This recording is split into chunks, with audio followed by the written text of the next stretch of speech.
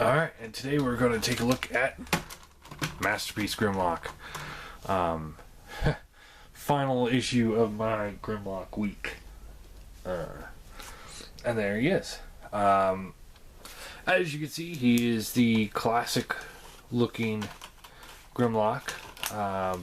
So I think he, although he doesn't look very what we think dinosaurs look like now, he's definitely a much better representation of Grimlock than any of the other videos that I've done so far. Head, talk about posability real quick. Head does rotate around. It's kind of got a loose ratchet. It's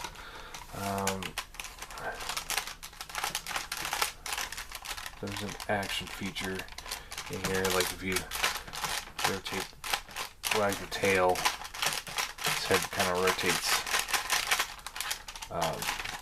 It's a weird gimmick. It doesn't work very well, unless I'm doing it wrong. But it does. It doesn't hinder the figure very much. I mean, it's still very much usable without it. Mouth does open and close, and when you open it, you can see there's a little flamethrower in there. And when it's open, if you press this little panel on the side of his mouth, of course I do it with my hand in the way, and the camera not really in position. So you have the mouth open, press that, and it closes. Cheap gimmick, but it works. Works really well. I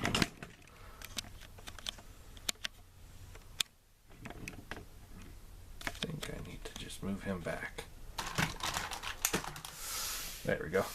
So, yeah, the head does rotate up and down. And like I said, it does swivel side to side. Arms are on ball joints.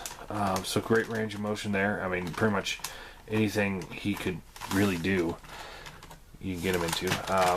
Hand does have a hinge that goes all the way back and all the way forward. And each one of the fingers is articulated. So, and they are chromed too. Teeth are chromed, the gears inside the neck are chrome, belly's chrome, claws are die cast, and tail is chrome. So yeah, he looks pretty cool. Hip is on a ball joint, so it gets a good range of motion there. Swivels at the thigh. He's got a knee bend in there.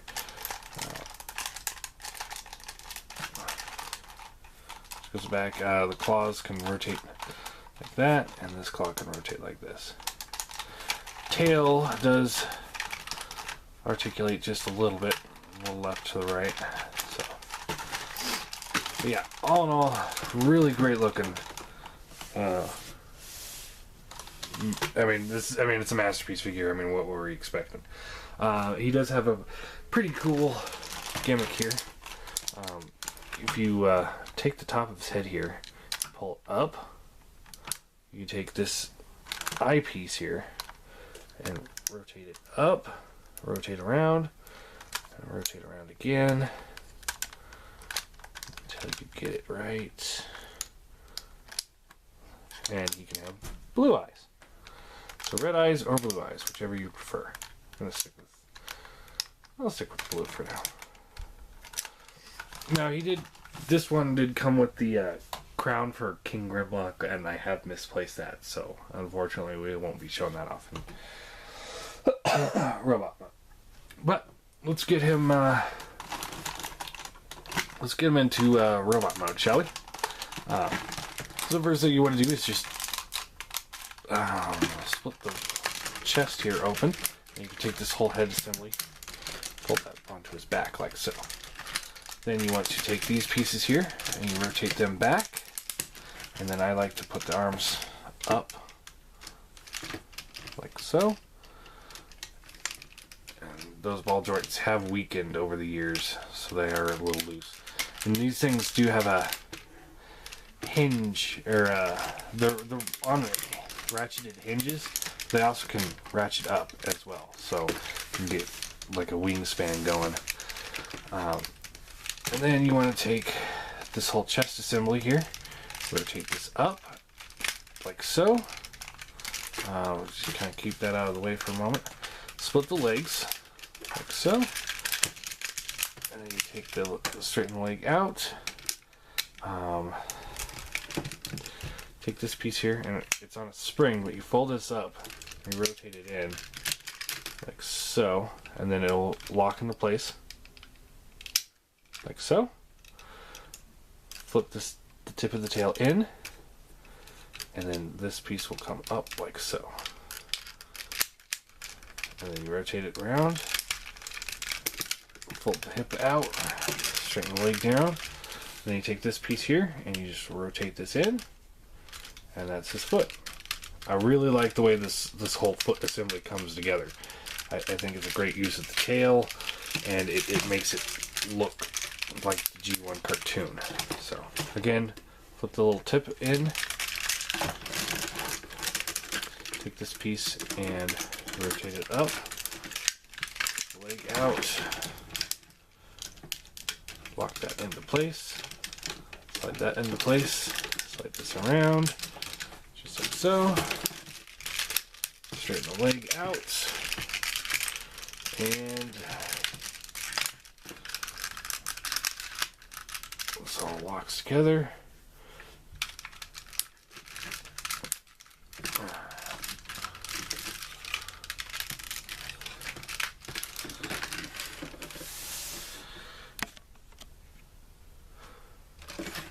Back a little bit, fold the arms down, and then you flip this. There's a little panel right in here in the hand. Flip this out, flip out the hand, close back up, and there you have one hand done. Do the same thing over here.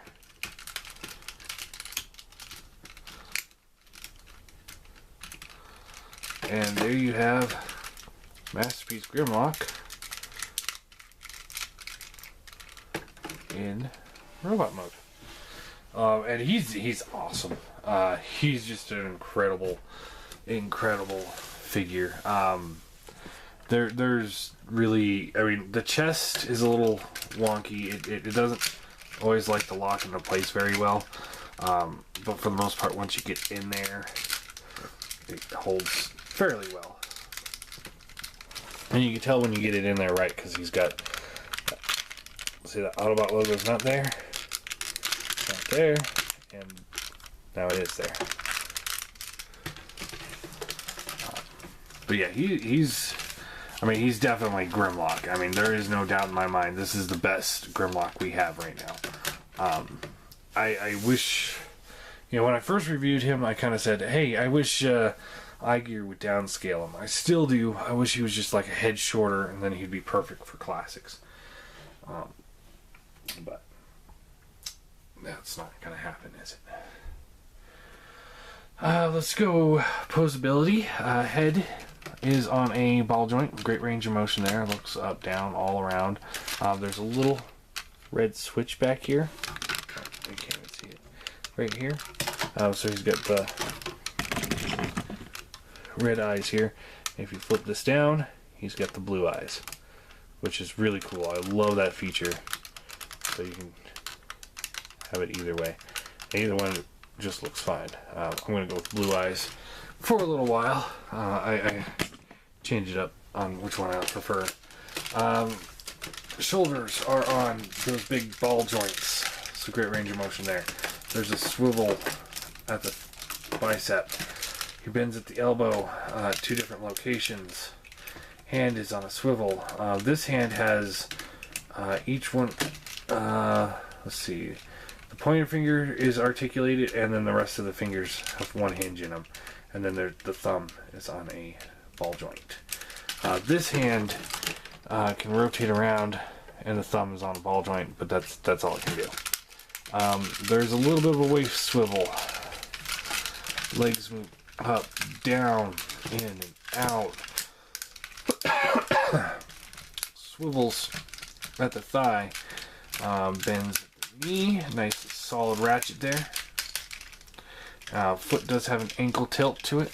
It also goes up and down, so it's got a good, decent range of motion. Plus, his legs are really heavy, so it really likes to stay in place. Unlike his back, which again has come out. So yeah, that is my biggest gripe on this figure, is just the back. It will not stay in place. But yeah, so there he is. So let's do some size comparisons with him real quick. And start off with the Seeker mold.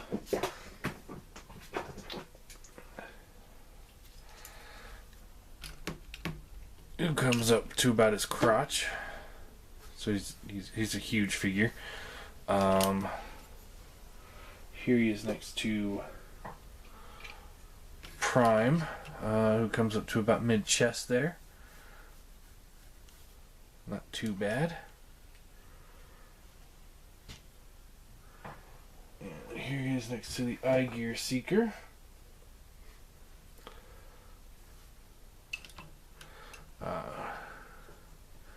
Who comes up almost to the top of his chest.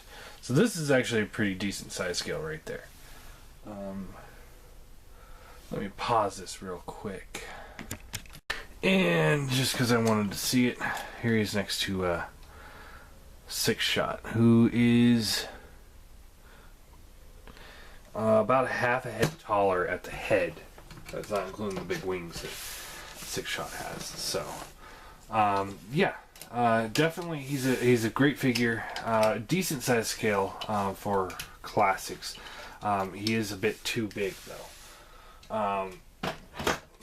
And I believe he's too small for Masterpiece.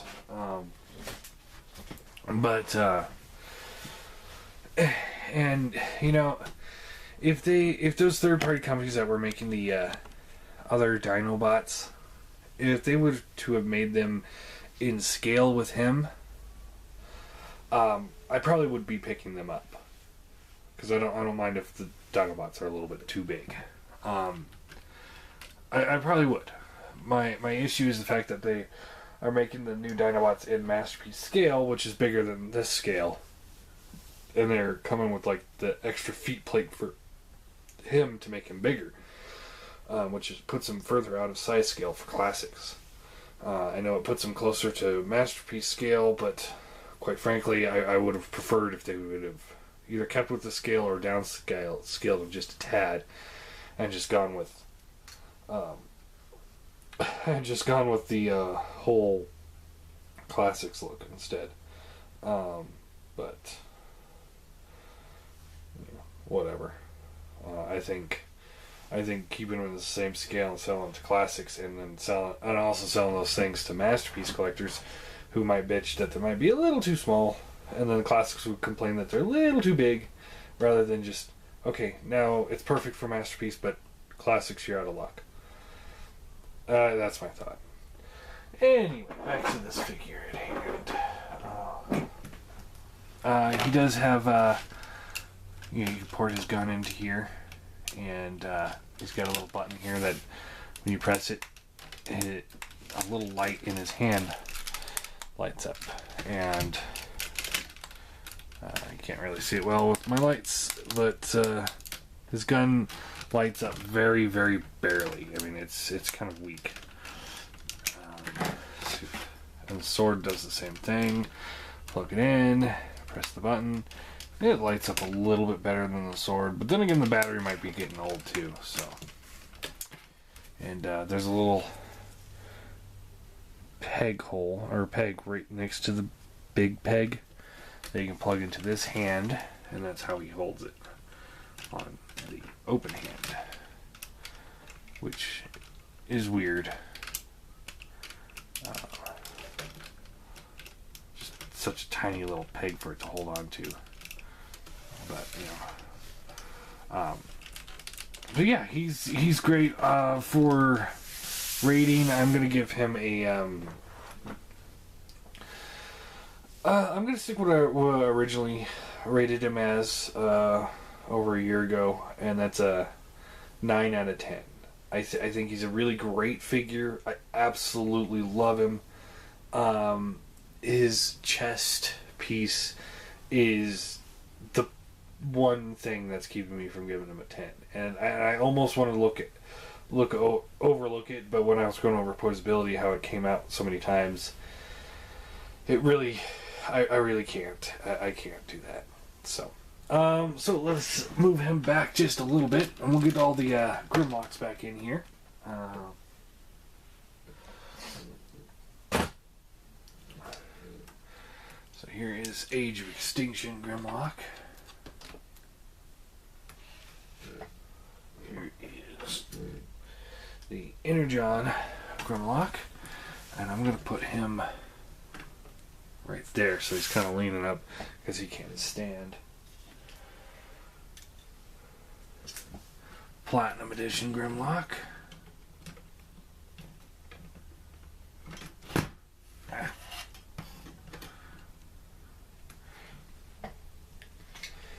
Generations Grimlock.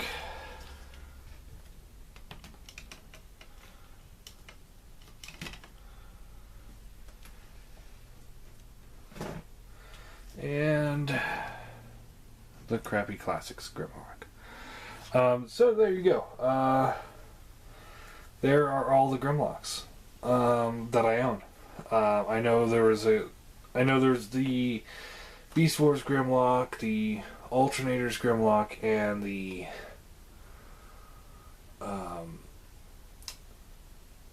animated Grimlock. And I know, like, the movie Grimlock had a leader class, all those other classes, which I won't get. But yeah, they're yeah. I mean, I think this is more than enough Grimlocks. I wanted to do the animated one too, but I couldn't find a decent price on it, and since I'd only be doing it for just one review, I might pick it up later on. But for now, this is it. I think that, it's kind of sad. I'm missing 3 Grimlocks, and by missing 3 Grimlocks, I already still have more Grimlocks than there are Dinobots out there. Classics Dinobots, or at least Fall of Cybertron. We've got Swoop from Planet X, and that's it. I know we have all the movie Dinobots, and looking at the toys and watching reviews on those toys, I was really tempted to pick them up because they look like good toys. But after seeing the movie, I really don't want to fund the Michael Bay-gasms anymore. I'm really hesitant on that. And don't get me wrong, the San Diego Comic-Con exclusive looks nice with the actual G1 paint schemes with them and the chrome. Depending on how much that costs, I might pick that up. Might be interesting to at least get a look at that. So, my question is, and obviously I'm going to exclude Masterpiece Grimlock from this, but which of these is your favorite Grimlock? Or is there one that you guys think is better that I missed? Let me know in the comments below. But, obviously, we can't include Masterpiece because everyone's going to say Masterpiece Grimlock is the best, because he really is the best. I absolutely love that figure. If you have Orion, then Masterpiece Grimlock is perfect scale, I think. But I sold Orion, and I'm kind of regretting that now. I might end up buying him again. Let's see how much he's going for eBay right now. Hold on 1 second. Let's see here.